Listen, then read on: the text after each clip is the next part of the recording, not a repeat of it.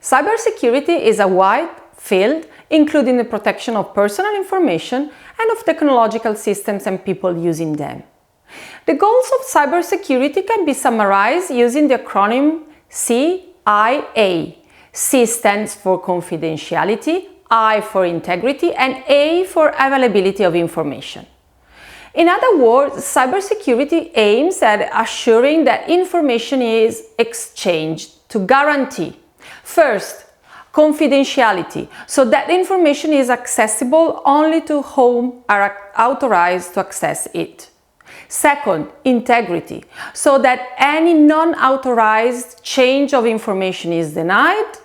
And third, availability, so that information is always available to whom are authorized to use it, and without any denial of service. But what is the ethical dimension of cybersecurity? What does security have to do with ethics? The simpler answer is that it is wrong to gain access to systems one is not authorized to access. But there is something more that is worth stressing. Security influences order. This means that security measures, both technical and social, shape computing environments. There are also other ethical dimensions of cybersecurity worth considering. One is related to situations in which a human agent is responsible for the benefits and risks for other people. Who is to blame in security breaches, for example? If someone chooses not to take steps to protect a system from intruders, are they, partially at least, to blame when an intruder breaks in?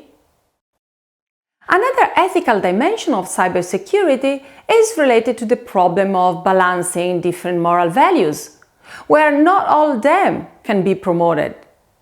Trade-offs are often necessary, and it is important to determine in any situation which values lead to the best trade-off.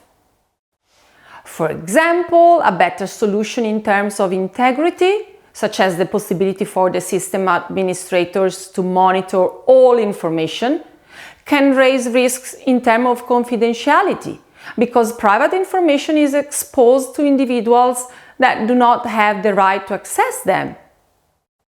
On the contrary, solutions that guarantee high levels of both confidentiality and integrity can be very complex, so as to reduce the usability of the system, as in the case in which authentication is required to access the system. From this, it is clear that not every solution can guarantee the same level of confidentiality, integrity, and availability of information. The problem of balancing different values is not only an individual one, but a social as well. A key question is the following: what should we allow as a society, our governments, to do with respect to security? Think, for example, when the value of security comes into conflict with the value of privacy. This is the case of the US Patriot Act, approved in 2001 after September 11, to grant the federal government broader power for electronic surveillance. In 2007, the Justice Department found out that the FBI had improperly and in some cases illegally used the Patriot Act to obtain personal information. In general, security shouldn't trump other values, but at the same time we must recognize that it is critical to the smooth and reliable functioning of information societies. Here, it is important to recognize that we don't have any simple rule to achieve the optimal balance. Every time the best trade-off among different values should be considered, starting from the analysis of which the values at stake are. Another scenario in which ethical dilemmas can potentially arise is the so-called ethical hacking. Ethical hacking can be defined as the violation of cybersecurity with a pro-social goal. For example, the case of a hacker attacking a system with the authorization of its owners to test the security of the system itself. Not all the cases of ethical hacking are so clearly defined from an ethical point of view. For example, think about the case of the search for vulnerabilities by researchers and how they can deal with the report of them in different ways. What hackers say in defense of their behavior can be sorted into 4 arguments. First, they claim that all information should be free. Free is meant here both without cost and without restrictions due to ownership or censorship. This claim is controversial. Actually, if all information were free, there would be no market and no incentive to develop information. Moreover, individuals couldn't have the right to keep some information private. Second, hackers claim that the attempts by hackers to break into computer systems are often beneficial because they illustrate security problems to subjects who can do something about them. In other words, hackers break into systems for the sake of breaking in and not to steal or damage. Here, a metaphor can be used to show the problems of this claim. Do vigilantes have the right to attempts to break into houses in order to demonstrate that they are susceptible to thieves? What is the ethical justification for using viruses, denial of service attacks, or accessing private files as a means to get the problem fixed? Third, hackers argue that gaining unauthorized access to computer systems causes no harm as long as the hacker changes nothing.